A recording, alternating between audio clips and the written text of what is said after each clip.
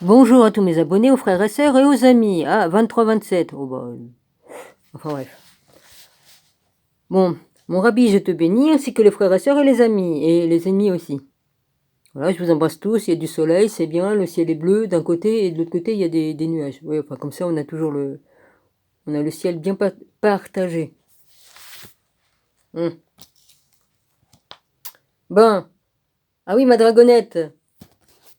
Je me sers de ça pour mettre sur mes livres. Comme ça, mon livre, il est posé. Et ça, je pose sur la feuille. Et mon livre, il est ouvert. J'ai la main libre pour tenir ma loupe. Et puis voilà. Qu'est-ce que je pourrais bien te montrer encore? Ouais, je vais faire des conneries encore. Attends. C'est quoi qui est tombé? Oh, la connerie. Il y a ça aussi, ma dragonnette. Ça se déplie, ça se plie. Tu le mets à la taille que tu veux et tu poses ton téléphone dessus. Voilà. Ça doit valoir dans les... Je sais plus combien que je l'ai payé. 6,50 € ou 12 €, je sais plus. Voilà. Et puis j'en ai un autre, mais ça fait comme une carte de crédit, ça se déplie et puis ça fait des embranchements comme ça, et puis tu peux poser ton téléphone dessus. Voilà ma dragonne. Faudra bien que tu arrives à te trouver un petit machin pour poser ton téléphone, parce que ça me fait la misère de te voir comme ça. Hein? Je montre des trucs, mais voilà, ça peut te donner une idée pour en fabriquer un, ou j'en sais rien moi. Oh les gars, ceux qui sont abonnés, si vous avez son adresse et tout ça pour y envoyer des colis, vous avez qu'à y envoyer un petit biodoc comme ça, c'est utile aussi. Hein? Vous voyez pas comment qu'elle est embêtée. Moi, je peux pas y envoyer un rien. J'ai rien. Je peux pas commander ni rien. J'ai plus les catalogues pour commander. Mais si j'en trouve un... ah oui, mais je peux pas te l'envoyer, ma dragonne. Même si j'en commande un. Si j'arrive à en commander un. Comment je te l'envoie? Hein? Je vais voler jusqu'à chez toi. Bon, je sais bien que je peux sortir de mon corps, mais pour emmener l'objet, c'est moins facile, hein. Franchement. Bon, faut rigoler un petit peu dans ce monde de brutes. Hein? Bon, j'y vais. Alors, je suis au lieu de raconter des conneries, je ferais bien un petit peu de conneries entre deux. Voilà, le Da Vinci Code, je l'ai promis, ok? Comme je promets, je promets. Je suis de parole, je suis comme Jésus. Comme je dis un truc, je le fais. Voilà. Alors, introduction. Je la fais quand même, l'introduction. Je voulais pas, mais je la fais. Vas-y. Allez. Page 11, parce que là, avant, il y a quelques machins, mais ça sert à rien, vas-y. Il arrive des temps à autres qu'un ouvrage soit publié et qu'il mette en question quelques-uns des principes de fonctionnement de la société. Il peut s'agir d'un roman ou d'un essai, écrit par un seul ou plusieurs personnes, être un véritable succès de librairie. Ce que l'on appelle les best-sellers, ou, au contraire, être acheté et lu par nombre de sélectifs de lecteurs. Il y a bien évidemment différents cas de figure. Ce qui est certain toutefois, c'est que ce texte génère des controverses, suscite débats et polémiques. Il est attaqué par certains et défendu par d'autres. Cette capacité à repousser n'est pas uniquement l'apanage des livres, cela peut se produire, et la réalité est là pour le prouver, avec des films, des œuvres musicales, des peintures et œuvres théâtrales, pour ne citer que quelques-uns.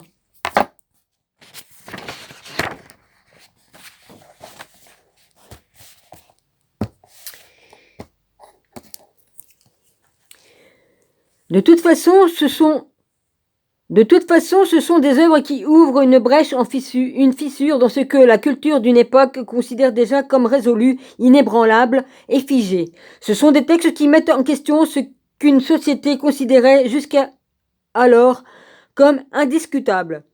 Et c'est le cas aujourd'hui du code Da Vinci. On a dit de lui. C'est une sorte de thriller ésotérique qui s'attaque au catholicisme. Non. C'est un résumé de théories ésotériques et gnostiques ridicules. La haine du catholicisme imprègne tout le livre. On l'a accusé aussi de faire montre d'une vision féministe très extrême, et l'on a loué le travail de l'auteur que l'on a qualifié de vraisemblable, mais malhonnête. Tu crois que tu vas m'arrêter de parler, toi, du coup?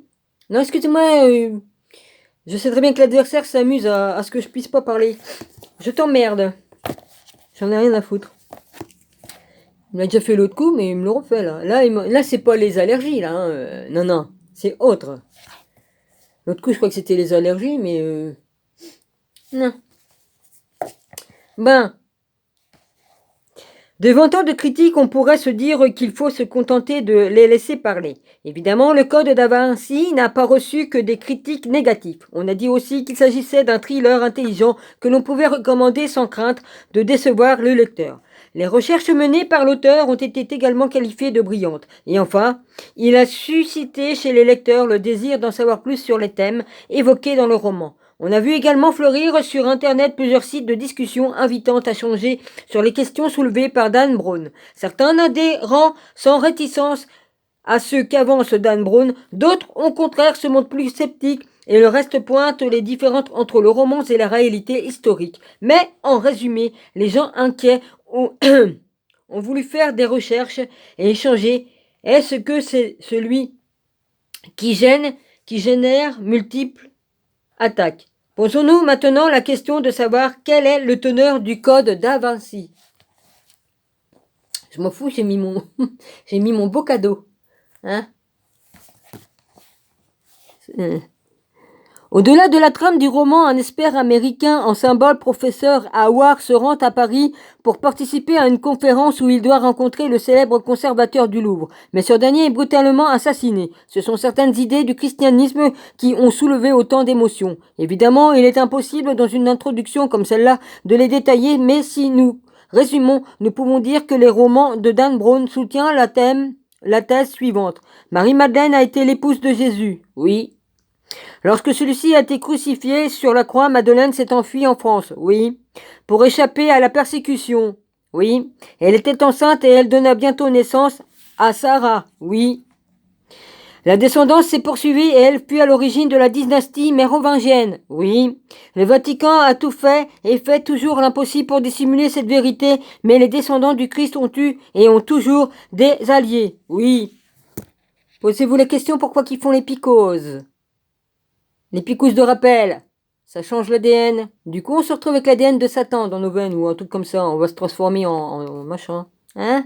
Pourquoi qu'ils veulent détruire l'ADN? Parce qu'on a tous l'ADN. Hein? Ouais, on est tous des enfants de Dieu. Je vous fais pas de dessin. Puis aussi, surtout, pour détruire la descendance de Jésus. Hein? Oui, c'est une grande vérité. Ils veulent détruire tous les descendants que Jésus a eus. Maintenant, ceux qui ne veulent pas croire, vous croyez pas, vous n'êtes pas obligés. Hein? Voilà. Chacun a le droit de penser ce qu'il veut. Moi, je fais que sortir la vraie vérité. Il s'agit concrètement de temples... Attends. Où c'est que j'en suis, moi? Le Vatican, le machin, le truc, là, le bidule. La descendance s'est poursuivie et elle fut à l'origine de la dynastie mérovingienne. Le Vatican a tout fait et fait toujours l'impossible pour dissimuler cette vérité, mais les descendants du Christ ont eu et ont toujours des alliés. Il s'agit concrètement des Templiers et du prieuré de Sion. Bonjour les copains. Ce dernier, société secrète vieille de plusieurs siècles, continue d'exister aujourd'hui et parmi ses objectifs, il souhaite rétablir les Mérovingiens au pouvoir. Voici donc quelles sont les idées essentielles défendues par Dan Brown. La théorie avancée par le code da Vinci qui a soulevé autant d'émotions, ce sont aussi les prémices qui alimentent le livre. Il y a une autre histoire, un autre regard sur le devenir de la chrétienté qui a été tue par le Vatican et ses éventuels alliés au pouvoir. Chaque lecteur tant du code da Vinci que de ce livre est libre de croire ou non dans les faits qui lui sont présentés. Ce qui est impossible, c'est de continuer à se taire.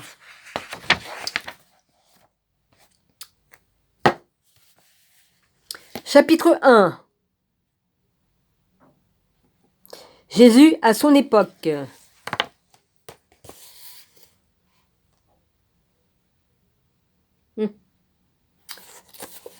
Léonard, on le voit bien Léonard. Bon, Léonard c'était un génie. Jésus à son époque, page 17. Qui était réellement Jésus-Christ? Était-il le Fils de Dieu? Ben évidemment qu'il était le Fils de Dieu. Ou bien simplement un homme aux tendances révolutionnaires qui convenait mal au pouvoir politique de cette époque-là. C'était à la fois le Fils de Dieu et il était comme nous tous dans un corps de chair. Sur terre. Ça n'empêche pas qu'il était divin. Qui convenait mal au pouvoir politique de cette époque-là. S'agissait-il d'un mystique, d'un illuminé, d'un prophète? Était-il célibataire? Non, il était marié avec Marie-Madeleine. Ou en accord les lois juives de l'époque? Était-il marié? S'il s'est marié, a-t-il eu des enfants? Oui, il a eu Sarah. Mais j'en dirai pas plus pour avant. J'en dirai pas plus. J'ai pas. Vas-y. Quel rôle Marie-Madeleine a-t-elle joué dans sa vie? Les questions sont sans fin. Malgré tout ce qui a été écrit, discuté et filmé sur le Christ, le mystère demeure. Peut-être même est-ce le plus grand mystère de toute l'humanité. La question de base à laquelle il est indispensable de pouvoir apporter une réponse pour mieux répondre ensuite aux interrogations antérieures et la suivante, l'image du Christ que reflètent les évangiles est-elle digne de foi et unique? La réponse catégorique est non. Pourquoi vous oui. Là, il y a un portrait de Jésus. Je vous signale que Jésus, il a les yeux bleus comme sa mère. Il a des yeux magnifiques. Bon. Et c'est cela qui permet précisément à celui qui a l'esprit ouvert des chercheurs plus à fond et de comprendre qui est né dans l'humble crèche de Bethléem. Bien que des évangiles officiels ou canoniques connus de tous, le Nouveau Testament en général nous permet de nous faire une image d'un Jésus, fils de Dieu, extrêmement bon, qui compatit à la souffrance d'autrui et qui surtout n'entretenait pas de relations sexuelles avec les femmes. Bah, il était marié, hein, il me semble qu'il avait le droit Hein? Ah bah, s'il entre... hein? Oui, je vais fermer ma bouche, hein, Seigneur. Vaut mieux que je me taise, Seigneur. Je vais pas faire de blagues. Non, non, Seigneur, non. Surtout, n'entretenez pas de relations sexuelles avec les femmes qui n'étaient de plus ni époux ni père. Il existe une large variété de textes et de documents qui nous offrent des images de Jésus très différentes de celles que l'Église catholique a montrées officiellement. Ce texte-là sont les évangiles apocryphes que j'ai lus, ceux de la mer morte. Citons entre autres les papyrus de Nag Hammadi, les papyrus de Qumran et les manuscrits de la mer morte. Quel est leur point commun? Ils racontent déjà ce que l'on appelle le pré-christianisme. Les manuscrits de Naga... Bon, hein? Voilà, en 3 volumes.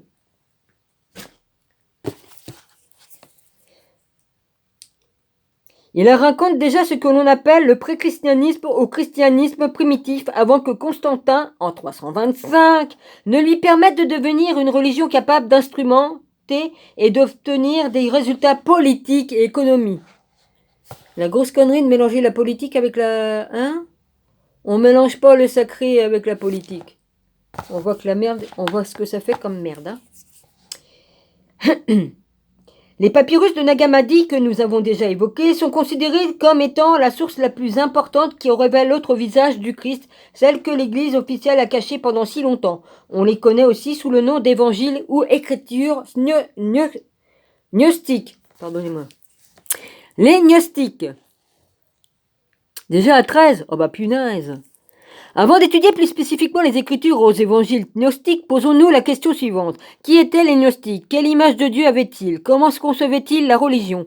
Les gnostiques étaient un groupe de chrétiens primitifs qui ont écrit une série de textes, parmi lesquels se trouvent les évangiles gnostiques. Pour comprendre et atteindre le savoir gnostique le plus élevé sur les choses, leur développement a eu lieu dans la zone du bassin méditerranéen, où se trouvaient alors des cultures les plus avancées de l'Antiquité égyptienne, assyrienne, grecque, juif. Le mot gnostique signifie connaisseur et désigne ceux qui ont reçu un enseignement secret et merveilleux d'un révélateur céleste. C'est ce que l'on appelle gnosis ou connaissance. Merci papa, j'en fais partie alors. Bah avec tout ce que tu m'as révélé, Seigneur Dieu, hein? Oui.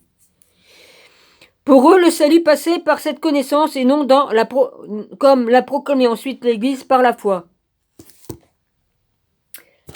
La foi, elle vient comme tu acceptes Jésus en tant que ton Dieu.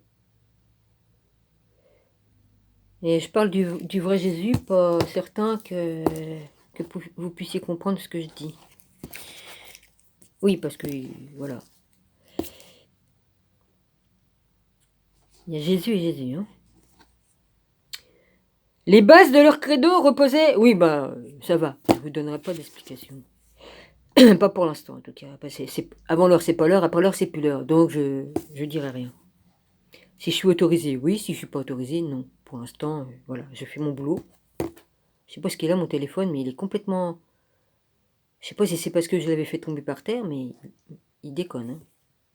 Les bases de leur credo reposaient sur l'expérience spirituelle et mythique. Ils affirmaient être en possession d'une révélation divine qui conduisait au salut et qui s'était transmise en chaîne déjà depuis Adam. C'est une grande vérité. Au moins depuis son fils Seth. C'est une grande vérité. Jésus était Seth sur terre. Avant d'être Jésus sur terre, il était Seth. Et que le Dieu qui apparaissait dans l'Ancien Testament ne représentait qu'un agent divin d'ordre secondaire que l'on appelait démiurge. Comme eux, le Dieu authentique était étranger et inconnu, absolument transcendantal et bon. Mais ce Dieu n'avait pas voulu rester dans sa paix infinie et sa solitude. Il voulait communiquer, ce désir avait produit autour de lui une série de projections divines, façon de se manifester à l'extérieur, qui, au bout du compte, avait généré l'univers et l'homme.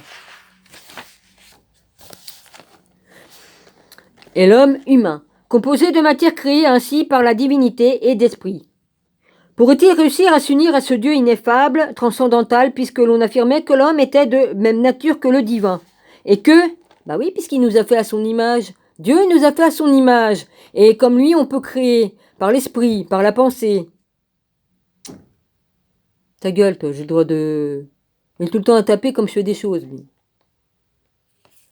T'as qu'à dormir la nuit. T'inquiète pas, mon gars, ton heure arrive bientôt, hein? T'inquiète pas. De ce fait, les communications entre eux étaient possibles.